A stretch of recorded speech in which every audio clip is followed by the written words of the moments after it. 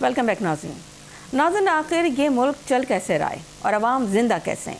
एक तरफ पेट्रोल और भारी टैक्स, पेट्रोलियम लेवी कीमत में अरबों नहीं खरबों रुपए की वसूलियाँ हो रही हैं। दूसरी तरफ हम देख रहे हैं कि आवाम की चीखें, महंगाई से टूटते घर, बिजली के बिलों से परेशान लोग, गैस महंगी, पेट्रोल महंगा, रोज़गार कम और रिलीफ कहीं नज़र नहीं आता। हुकूमत कहती है मईशत संभल रही है, आमदन बढ़ रही है, IMF के अहदाफ पूरे हो रहे हैं, लेकिन आम आदमी पूछ रहा है अगर सब कुछ बेहतर हो रहा है तो मेरे घर का चूल्हा ठंडा क्यों पड़ रहा है। और अब सिर्फ मईशत नहीं, सियासत भी एक नए भंवर में दाखिल होती दिखाई दे रही है। 18वीं तरमीम, सूबाई खुद मुख्तारी, विफाक और सूबों के इख्तियारात और मुजव्वज़ा 28वीं तरमीम की बाज़गश्त। क्या वाकई विफाक इख्तियारात वापस लेना चाहता है या ये रियासती ज़रूरत है? क्या पाकिस्तान दोबारा मरकज़ बमुकाबला सूबा की सियासत की तरफ जा रहा है? और सबसे बड़ा सवाल, पार्लियामान में सवालात तो उठ रहे हैं मगर जवाब कौन देगा? क्योंकि अब अवाम सिर्फ वादे नहीं सुनना चाहते, अवाम हिसाब मांग रहे हैं। इसी तमाम सूरत हाल पर बात करने के लिए हमें इस वक्त ज्वाइन किया है PMLN से हमें ज्वाइन किया सीनियर रहनुमा राजा अंसारी साहब। सर, बहुत शुक्रिया आपका और आपके कीमती वक्त का बेहद शुक्रिया। साथ ही साथ हमें PTI से ज्वाइन करें हुमायूं मेमन साहब, सीनियर रहनुमा, सर आपका भी बेहद शुक्रिया। और फैसल मीर साहब हमें ज्वाइन कर रहे हैं पाकिस्तान पीपल्स पार्टी से। आप तीनों मेहमानों का शुक्रिया, आप तीनों को वेलकम कहेंगे शो में। राजा अंसारी साहब, आपसे गुफ्तगू का आगाज़ कर लेते हैं। राजा साहब, महंगाई और पेट्रोल टैक्स जाहिर सी बात है कितना बढ़ गया है। आप लोग कहते हैं कि मईशत संभल रही है, डॉलर कंट्रोल में आ रहा है, रिज़र्व बेहतर हो रहे हैं, लेकिन आम आदमी सर पूछ रहा है कि अगर हालात वाकई बेहतर हैं तो फिर पेट्रोल, बिजली और गैस की जो कीमतें हैं जो मुसलसल वो बढ़ रही हैं, उसके ऊपर कोई रोक थाम ही नहीं है। बस वो जिस स्पीड से आगे जा रहा है वो बस अल हफीज़ और अलमान की सूरत हाल आ गई है। लोगों की तो, आवाम की तो चीखें निकल गई हैं। सर क्या कहेंगे आप? आखिर रिलीफ मिलेगा कब आम आदमी को? मैं एक अर्ज करूं, ये तब तक ठीक नहीं हो सकता जब तक मुल्क को इस नहज पर पहुंचाने वालों का कड़ा एहतसाब खुद अवाम नहीं करेंगे। ठीक, हम भूल जाते हैं, हमारा हाफजा बड़ा कमजोर है। हम भूल जाते हैं कि इस मुल्क में 165 रुपए लीटर पेट्रोल था और उस वजीर आजम को जो 165 रुपए पेट्रोल मुसलसल उसको 165 पे रख के आया, उसको चोर डाकू कहकर और बेटे से तनख्वाह ना लेने के जुर्म में उसको घर भेज दिया गया। इस मुल्क में एक ऐसा वजीर आजम भी आया जिसने इस मुल्क की GDP 5.8 से 6 तक पहुंचा दी। तमाम तरक्की के इंडिकेटर्स ऊपर जा रहे थे, मईशत के इंडिकेटर्स ऊपर जा रहे थे, लेकिन उसको चोर डाकू कहकर बेटे से तनख्वाह ना लेने के जुर्म में उसको निकाल दिया गया। तो जो ज्यादती हुई ना, ये बुनियादी तौर पर वो ज्यादती अब पूरे पाकिस्तान के लोगों का ताकुब कर रही है, नंबर 1। सेकेंडली, अब जबकि मोहतरम वजीर आजम शहबाज शरीफ साहब जब से वजीर आजम बने, पहले PDM के दौर में और अब उसके बाद फिर 2024 के इलेक्शन के बाद, उनको जो विरसे में जो पाकिस्तान मिला वो IMF के मजबूत तरीन शिकंजे में जकड़ा हुआ था। और जकड़ा किसने? उस शख्स ने जो कहता था मैं IMF के पास नहीं जाऊंगा तो खुदकशी करूंगा। लेकिन बहरहाल अब खुदकशी आप ना करें भले, लेकिन बहुत ही कड़ी शराइत पर। और अब इस वक्त बतौर रियासत, बतौर हुकूमत, हम उन अहदाफ को पूरा करने में हमारी जिम्मेदारी है। लाजिम बात है, इंटरनेशनली हमें ग्लोबली मूव करना है, चलना है। उसके अंदर मैं भी समझता हूं कि उसके बावजूद भी जो पेट्रोलियम लेवी है उसको मुकम्मल तौर पे, यानी पेट्रोल और डीजल दोनों मिला के 160 के अंदर रखा हुआ है। 80 रुपया पेट्रोल और 80 रुपया डीजल पे जो सब्सिडी लेवी थी उसको पेट्रोल पे बढ़ाकर लेकिन डीजल पे कम कर दिया गया, क्योंकि डीजल ज्यादा आम आदमी उससे मुस्तफीद होता है। एग्रीकल्चर में चाहूंगी राजा अंसारी साहब, एक आपका शॉर्ट सुनवा देते हैं तो फिर थोड़ा सा आसानी हो जाएगी गुफ्तगू करने में। शॉर्ट चलाइएगा। मामला है वो आपने जब बजट तरतीब दिया था तो 80 रुपए लीटर के मुताबिक आपने अपने बजट में डाला और उसी के मुताबिक आज लेवी इकट्ठी हो रही है। यकीनन वो रद्दोबदल डीजल और पेट्रोल के दरमियान ज़रूर हुई हुई है। इस वक्त पेट्रोल पे मेरे ख्याल से ये दोनों के ऊपर अगर आप मजमूई तौर पे देखो तो जो 80-80 का मतलब ये है कि 160 रुपए लीटर आपकी होनी चाहिए। तो आप किसी एक पे 160 लगा दें या दोनों पे 80-80 80 लगा दें तो पेट्रोल के ऊपर मेरे ख्याल से 127 128 रुपए और यकीनन इतनी होगी, और बाकी जो है वो डीजल के ऊपर है।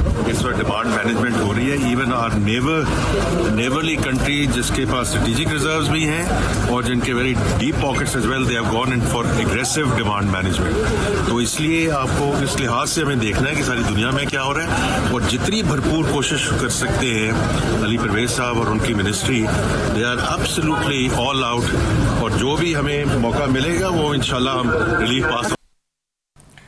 राज अंसारी साहब, आपने सुना ये सॉर्ट, यही वाली परवेज साहब हैं जब पीटीआई की गवर्नमेंट में उन्होंने कहा था, जब लेवी बढ़ गई थी तो उन्होंने बड़ा हुकूमत को तनकीद का निशाना बनाया। उन्होंने कहा कि जी पेट्रोल आपने प्राइसेस बढ़ा दिए हैं, लेकिन लेवी बढ़ाने का तो आपके हाथ में था, आपने क्यों लोगों के ऊपर इतना जो है जुल्म सितम किया है। तो सर आज आप लोग वही कुछ कर रहे हैं और फिर आप लोग ये भी कह रहे हैं कि जी सब कुछ अच्छा है। सर आवाम से पूछें जाके तो आपको पता चलेगा कि सर आवाम कितना बिलबिला रही है, लोगों के लिए ज़िंदगी गुजारना मुश्किल हो गया है। ज़रा इस शॉर्टलिस्ट पे कमेंट कर दीजिएगा ताकि मैं अपने दूसरे मेहमानों की तरफ भी जा सकूं। देखें, इसमें कोई शक नहीं है कि महंगाई में इजाफा हुआ है, और उसकी सबसे बड़ी वजह हाल ही में जो खित्ते में जंगी सूरत हाल है वो है, और सिर्फ उसमें पाकिस्तान उससे मैं समझता हूं कि सिर्फ असरअंदाज नहीं हुआ, खित्ते के दीगर ममालिक और सिर्फ खित्ते नहीं, यूरोप और खुद अमेरिका के अंदर 40% प्राइस हाई हुई हैं पेट्रोलियम को लेकर। तो मुझे नहीं आपकी आवाज आई अली परवेज मलिक ने पीटीआई के दौर में क्या कहा था, लेकिन इतना जरूर मैं समझ सकता हूं कि पीटीआई के दौर में अगर हम लेवी पे वहां उन पे तनकीद करते थे तो उसके जिम्मेदार भी वही थे। आज अगर लेवी चल रही है तो वो उन्हीं की वजह से चल रही है जिन्होंने। पॉइंट आ गया आपका, पॉइंट टेकन।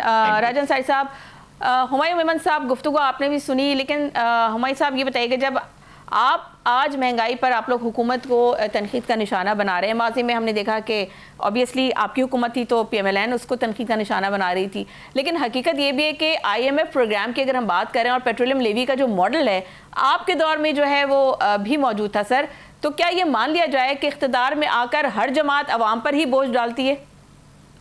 बिस्मिल्लाहिर्रहमानिर्रहीम, इय्या का नाबुदु व इय्या का नस्तईन। अभी जो मैं सुन रहा था वो मियां नवाज शरीफ के जो कसीदे पढ़ रहे थे, उन्होंने कहा कि वो अपने बच्चे को तो छोड़ दें, वो 165 रुपए का उसने पर लीटर रखा हुआ था। तो जहां तक मुझे याद पड़ता है और ये 2016 की बात करें, क्योंकि नवाज शरीफ को तो 2016 में निकाल दिया था। अब हम चले जाते हैं उससे 6 साल आगे। अब 6 साल में ये याद रखें हर चीज महंगी होती है, नॉर्मल 10% के लिहाज से हमेशा चीजें महंगी होती है वक्त के साथ साथ। लेकिन 2022 में जब पाकिस्तान तहरीक इंसाफ की गवर्नमेंट थी तो 150 रुपए का पेट्रोल था, if I am not wrong, ठीक है। सो इसका मतलब ये था पाकिस्तान तहरीक इंसाफ ने आके 150 रुपए कर दिया था, अगर उस वक्त 165 था तो पाकिस्तान तहरीक इंसाफ ने तो फिर बेहतर कर दिया। एक नंबर 2, तो इसका मतलब है ये गलत बयानी कर रहे हैं।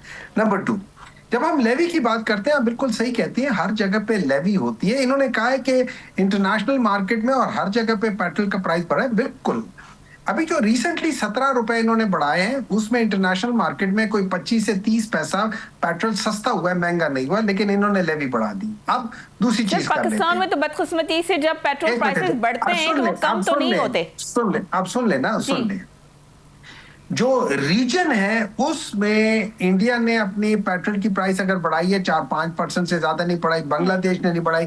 इंडिया ने जो वजन डाला है वो रिफाइनरीज के ऊपर डाल रहा है, जो बांग्लादेश है उसने वजन गवर्नमेंट के ऊपर डाल दिया। पाकिस्तान की जो हुकूमत है, जो चोरों की हुकूमत है, उन्होंने अवाम के ऊपर पेट्रोल की प्राइस का वजन डाल के उसके ऊपर लेवी को मजीद बढ़ा के, इन अदर वर्ड्स उसी को शिफ्ट करके उसके ऊपर और बर्डन कर दिया। और उसकी वजह यह है कि इन लोगों की इनकम नहीं है। ये लोग 700 अरब रुपए खसारे में जा रहे थे, तो इन्होंने कहा इस तरीके से कर ले। IMF के साथ इनका 80 रुपए के लेवी का है, इन्होंने 125 रुपए कर दी है, तकरीबन 45 रुपए एक्स्ट्रा कर लिया। अब मैं एक मुवाजना करता हूँ पाकिस्तान तहरीक इंसाफ के साहब, अगर मैं ये कहूँ तो क्या ये गलत होगा कि ये जो लेवी बढ़ाई गई है, जो पेट्रोलियम प्राइसेस बढ़ाए गए, ये खित्ते में जो हालिया जंग है उसका रीजन नहीं है, और ये IMF की वजह से, IMF के प्रेशर की वजह से इन्होंने वो सारा बोझ जो है वो डाइवर्ट कर दिया अवाम के ऊपर? नहीं, देखिए ऐसा नहीं होता।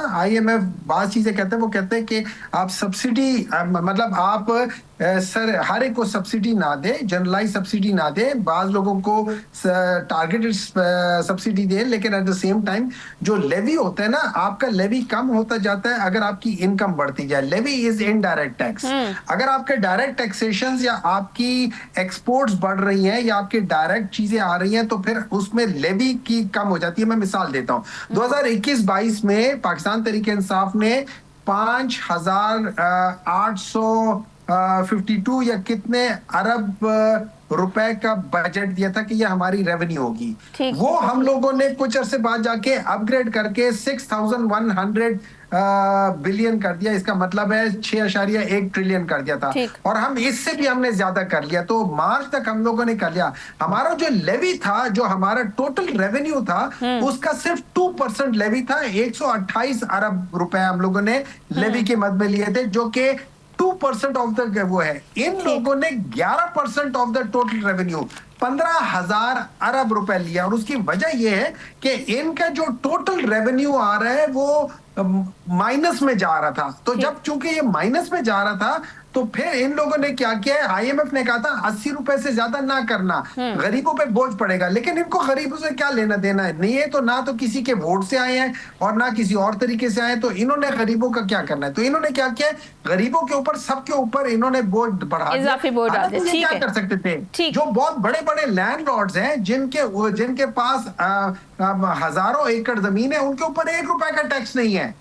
जो बड़े बड़े जागीरदार हैं, जो बड़ी बड़ी दुकानें वाले, वो टैक्स नहीं दे रहे। लेकिन यहाँ पे एक मोटरसाइकिल वाला जो है, वो जब अगर 1 लीटर भी रोजाना का डालेगा अपने मोटरसाइकिल में, वो 400 रुपए रोजाना का करेगा, 12,000 रुपए तो उसके से निकल जाएंगे खाली पेट्रोल के अंदर। बिल्कुल ऐसे ही है पॉइंट। लेकिन आपका पॉइंट आ गया, मैं जरा शामिल गुफ्तगू कर लेती हूँ फैसल मीर साहब को।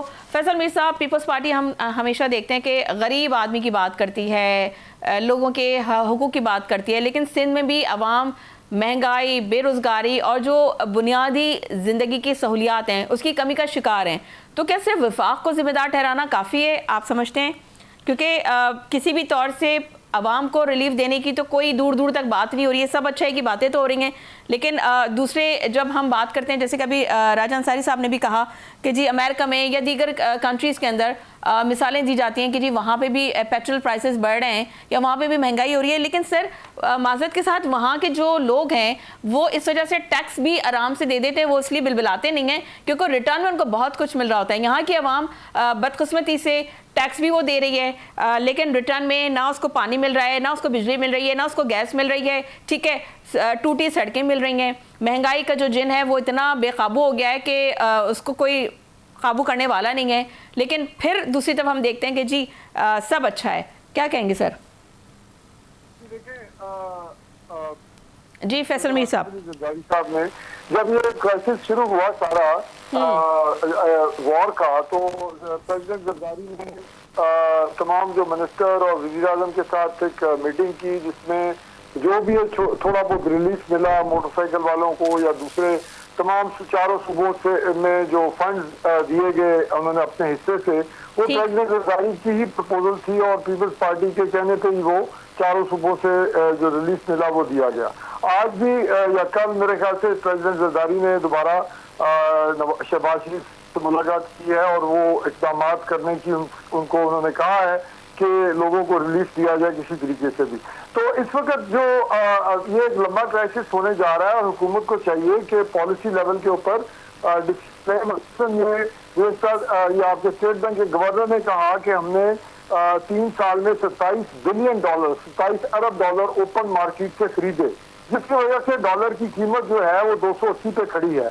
आज अगर ये डॉलर खरीदना बंद कर दें तो 1-1.5 महीने में डॉलर जो है वो 250 पे और उसके बाद क्रैश करके नीचे आ सकता है। लेकिन गवर्नमेंट क्योंकि डॉलर बाइंग करती जा रही है, डॉलर नीचे नहीं आ रहा और उसके नतीजे में आप महंगा पेट्रोल खरीद रहे हैं और वो सारा बोझ जो है वो आवाम पर पड़ रहा है। यही अगर अगर डॉलर की खरीदारी बंद कर दें और 200 का डॉलर हो तो आपको पेट्रोल का इम्पैक्ट देखिए किधर जाता है। आपका 30% पेट्रोल 40% सस्ता हो जाता है। तो बजाय इसके कि आप गरीबों की जेबों में डाके डालें और आसान सोल्यूशन देखें, आपको जो लॉन्ग टर्म सोल्यूशन है उन पे आना पड़ेगा, क्योंकि ये वॉर का इम्पैक्ट इतनी जल्दी खत्म होने नहीं जा रहा। ये अभी आज भी अगर जंग बंद कर दें तो ये कम से कम 6-7 महीने इसमें इम्पैक्ट में रहना है। और अगर 6-7 महीने लग जाएंगे, फिर आगे अभी बजट भी आ रहा है, फिर उसमें भी एक ऑब्वियसली आवाम के लिए एक बहुत बड़ा सरप्राइज इन दैट वे कि वो उसमें भी महंगाई का जो तनासुब है वो काफ़ी बढ़ता हुआ जो हालात हैं वो तो इसी तरफ इशारा करें। राजा अंसारी साहब, आप क्या समझते हैं, क्या ज़रा 18वीं तरमीम के हवाले से बात कर लेते हैं, क्योंकि 28वीं तरमीम की जो है बाज़गश सुनाई दे रही है, तो आप क्या कहेंगे, क्या वाकई विफाक जो है वो सूबों से कुछ इख्तियारात वापस लेना चाहता है? क्योंकि 18वीं तरमीम पर दोबारा बहस ने जो छोटे सूबे हैं उसमें बड़ी तशवीश पैदा कर दी है। जी राजा अंसारी साहब। तो इसलिए जरूरी है कि लोग सुन रहे हैं और लोगों तक गलत खबर ना जाए। अभी बड़ा दावा किया गया कि 2022 में 150 रुपए पेट्रोल कर दिया गया था और वो सब्सिडाइज करके कर दिया गया था। ये वही बारूदी सुरंग थी जिसके लिए ये कह के गए थे कि हम बारूदी सुरंगें बिछा के जा रहे हैं, आने वाली हुकूमत को लग पता जाएगा, क्योंकि खजाना खाली करके आवाम का ही पैसे से ही जो और जगहों पे खर्च होने थे वो सारे पैसे निकाल के सब्सिडाइज करके 310 से सारी लेवी 160 रुपए वाली खत्म करके उस पे 150 पे लेके आए थे। अच्छा, अब दूसरी बात यह है कि ये सब कुछ क्यों हो रहा है, आईएमएफ वजह से हो रहा है। और आईएमएफ को नवाज शरीफ खैर बात कह चुके थे। दोबारा आईएमएफ के पास कौन गए, मैं पहले ही बता चुका हूँ, वो लोग गए जो कहते थे खुदकशी करेंगे और जाएंगे। अब आपने मेरा आगे सवाल नहीं सुना राजन सारी साहब। ये पेट्रोलियम और लेवी के ऊपर तो बात हो गई, आपने उनके ऊपर इल्जाम डाल दिया, हुकूमत पे उन्होंने आप पे डाला। सर मुझे सिर्फ इतना बता दीजिए, जो विफाक सूबों से कुछ इख्तियारात वापस लेना चाह रहा है, क्योंकि 18वीं तरमीम पर दोबारा क्योंकि बहस शुरू हो गई है, जिसे छोटे जो सूबे हैं उसमें बड़ी तशवीश पैदा हो गई है, तो सर क्या होने जा रहा है? नहीं, मैंने आपका सवाल सुन लिया था। मैंने कहा कि मैं थोड़ी रिकॉर्ड की दुरुस्ती कर लूं। और दूसरे एक और इम्पोर्टेंट एक जुमला फिर आपके सवाल पे आ रहा हूं। ठीक। ये कहा गया कि जी हमने मईशत बेहतर कर दी थी, हमने ये कुछ कह दिया था, तो फिर एक बार दिल पे हाथ रख के ये जरूर कहें कि झूठे पर अल्लाह की लानत, क्योंकि मैंने नहीं कहा था कि मैं तो हुकूमत चला ही नहीं रहा था, सब कुछ तो बाजवा साहब चला रहे थे। तो ये मैंने नहीं कहा, इसलिए ये क्रेडिट आप ना लें, क्योंकि आपके खुद वो कह चुके हैं कि मैं चला ही नहीं रहा था। अब आते हैं 28वीं तरमीम पर। देखें, कोई सूबों से कोई इख्तियारात नहीं लिए जाएंगे, सूबों को मजीद स्ट्रेंथन करेगा वफाक मजबूत वफाक पर भी यकीन रखता है, मजबूत पाकिस्तान पर यकीन रखता है और मजबूत इकाइयों पर यकीन रखता है। लिहाजा इस तरह की कोई भी चीज नहीं होगी जिससे सूबों को रिजर्वेशन हो, नंबर 1। दूसरा, नए सूबों का एक शोशा छोड़ा जा रहा है, कुछ लोग इस पर सियासत करने की कोशिश कर रहे हैं। नए सूबे भी हज़ारा सूबा भी होना चाहिए। जी, नए सूबों की कोई बात नहीं होगी, क्योंकि उसका एक मैकेनिज्म मौजूद है, वो वफाकी हुकूमत कर नहीं सकती। उसके लिए आइन में पहले से ही लिखा जा चुका है कि जहां भी जिस भी सूबे में कोई नया सूबा बनेगा, उस सूबे की सूबाई असेंबली 2/3 मेजोरिटी से बिल पास करके कौमी असेंबली में ले आएगी, फिर कौमी असेंबली उसको 2/3 मेजोरिटी से पास करेगी, उसके बाद सेनेट में भी 2/3 मेजोरिटी से फिर सदर पाकिस्तान के पास जाएगा। तो ये हो नहीं सकता। अच्छा, लेकिन राजा साहब, ये जो 28वीं तरमीम की बातें हो रही हैं, तो क्या आप समझते हैं ये रियासती ज़रूरत है इस वक्त या सियासी ज़रूरत है, या और क्या आप समझते हैं कि हुकूमत के पास इतनी सियासी ताकत मौजूद है कि वो 28वीं तरमीम ले आए? देखें, ये बहस ही नहीं है। कॉमन सेंस ये कहता है कि कोई भी आईनी तरमीम लाने के लिए हमें 2/3 मेजोरिटी की जरूरत पड़ेगी, और वो हुकूमत के पास नहीं है। ठीक, लाजमी बात है, हमें अपने इत्तेहादी जमातों के साथ मिलकर तरमीम 26वीं तरमीम जिस तरह हम लाए, जिस तरह हम 27वीं तरमीम लाए, इसी तरह 28वीं तरमीम भी लाएंगे। लेकिन उसके अंदर ये जो स्पेकुलेशंस हैं, ये जो गर्दिश कर रही है प्रोपेगेंडा और मनफी प्रोपेगेंडा, और लोग उस पर सियासत कर रहे हैं, ये इस तरह की कोई चीज नहीं है। हुकूमत को काम करने दें, देखें तो सही कि उसका मसूदा क्या आ रहा है, उसका ड्राफ्ट तो आने दें कि भाई उसमें क्या है। इर्तिकाई अमल है, 27 तरमीमें आ चुकी हैं, 28वीं भी आएगी, क्योंकि आइन में जो गुंजाइश मौजूद होती है हमेशा कि हमें दुनिया के साथ चलना है, बदलते हुए तकाजों को और इंटरनेशनली जो चीजें हो रही हैं उसके साथ अपने आइन को हम आहंग करना है। तो 28वीं तरमीम भी उसी तरीके का हिस्सा होगी, जो भी जहां कहीं भी कोई सुकम रह गए हैं, कोई चीजें बेहतर करनी है, उसके लिए तरमीम जरूरी है, तो तरमीमें लाई जाएंगी। बिल्कुल ठीक है। अच्छा हुमायूं मेमन साहब, ये जो 28वीं तरमीम की बातें हो रही हैं, अगर हुकूमती आईनी तब्दीली की तरफ जाती है तो क्या आपकी जो पार्टी है वो मुज़ाहमत करेंगे या मुज़ाकरात के लिए आप लोग तैयार हैं? मैं सबसे पहले अंसारी साहब के जवाब में कहता हूँ, मैं दिल पे हाथ रख के कह रहा हूँ कि झूठे पे अल्लाह की लानत हो, वाकई और होनी मतलब सही कहा था इमरान खान ने। जो लोग झूठ बोलते हैं, जो लोग झूठ, देखे ना, आप थोड़ा सा खामोश रह लेना, आप मुझे बोल लेने दें प्लीज। जो लोग झूठ बोलते हैं ना, राजन सारी साहब लेट हिम टॉक। उन्होंने आपको इंटरप्ट नहीं किया, काइंडली उनको अपनी बात मौका पूरा देने दें। जी हुमायूं साहब मेरे बात का जवाब दे रहे थे, इसलिए मैंने आप अपनी बारी में जवाब दे देना। राजन सारी साहब आप अपनी टाइम में बात कर रहे थे ना, उनको बात करने दीजिए क्योंकि प्रोग्राम में मेरे पास वक्त कम है। हुमायूं साहब जी, हाँ, बस थोड़े से जरा तमीज सीख कर इंसान कर ले तो बेहतर है खामोशी से। ठीक है, मैं दोबारा हाथ रख के कहता हूँ, झूठे पे अल्लाह ताला की लानत हो। हर वो शख्स जितने झूठ बोला हो कि उसकी इनकम कहाँ से आई है और वो झूठ बोलता रहो, उस पे अल्लाह ताला की लानत हो। ठीक है। अब दूसरी आ जाती है पाकिस्तान तरीके इंसाफ के जमाने में नंबर 2 मियां नवाज शरीफ 2016 तक रहे। 2016 तक और 2016 तक पाकिस्तान का जीडीपी 4.8 से ऊपर नहीं गया। जब मियां नवाज शरीफ को निकाल दिया था और उसके बाद शायद खाकान अब्बासी आए तो फिर जाके 5 पॉइंट समथिंग आया और आखिर में 5.8 आया। 6 पे ये लोग नहीं गए थे। उसके बाद पाकिस्तान तरीके इंसाफ के उसमें 2 दफा 2020-21 और 21-22 में दोनों दफा 6। मुझे इतना बता दीजिए, हुकूमत अगर आईनी तरमीम की तरफ जाती है तो क्या आप इसकी आपकी पार्टी की मुज़ाहमत करिए? शॉर्टली बता दें ताकि मैं एक लास्ट कमेंट फैसल मीर साहब से भी ले लूं।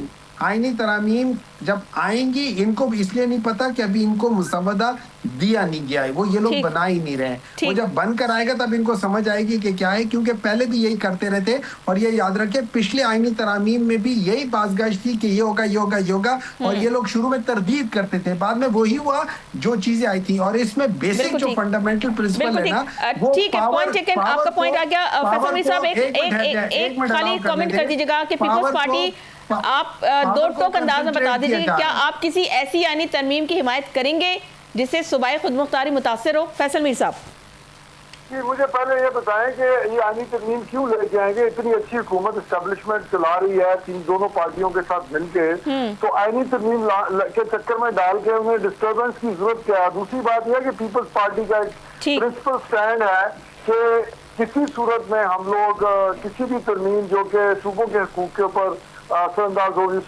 उसमें हम शामिल नहीं होंगे। तो उस गवर्नमेंट के पास तो मेजॉरिटी है ही नहीं, तो किसी को क्या जरूरत है? ये यानी बिला वजह की एक डिबेट शुरू की हुई आप लोगों ने टीवी चैनल्स के ऊपर, जिसकी सर हमने नहीं शुरू की, ये तो बाज़गश्त आप ही के हलकों में से आ रही है। ये पीएमएलएन तो ये बात कह रही है कि जी बकरीद से पहले, ईद उल अज़हा से पहले जो है तरमीम लेकर आएंगे। बहरहाल बहुत शुक्रिया फैसल मीर साहब आपका, राजन सारी साहब आपका, हुमायूं मेमन साहब आपका। नाज़रीन मुझे दीजिए इजाज़त, अपना रखिएगा बहुत ख्याल, अल्लाह हाफ़िज़।